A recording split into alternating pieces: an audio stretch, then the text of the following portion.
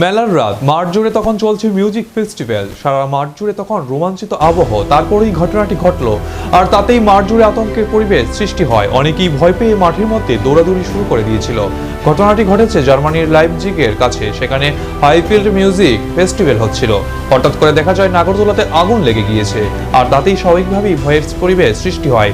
একে কেন্দ্র করে বিশৃঙ্খলা সৃষ্টি হয় এবং প্রায় সঙ্গে সঙ্গেই পুলিশ ঘটনাস্থলে যান। প্রাথমিকভাবে রিপোর্টের তেমন কিছু পাওয়া যায়নি, কিন্তু পরবর্তীকালে আরো তদন্তে জানা গিয়েছে সম্ভবত বৈদ্যুতিক ত্রুটির কারণেও এই ঘটনা ঘটতে পারে এবং সিগারেট বা আতশবাজি থেকেও এই ঘটনা ঘটতে পারে বলে আশঙ্কা। পুলিশের মুখপাত্র জোসেফিন সদর জানিয়েছেন, ঘটনাস্থলে দ্রুত জরুরি পরিষেবা পৌঁছে গিয়েছিল। জানা গিয়েছে এই ঘটনার 65 জন মানুষ আহত হয়েছে।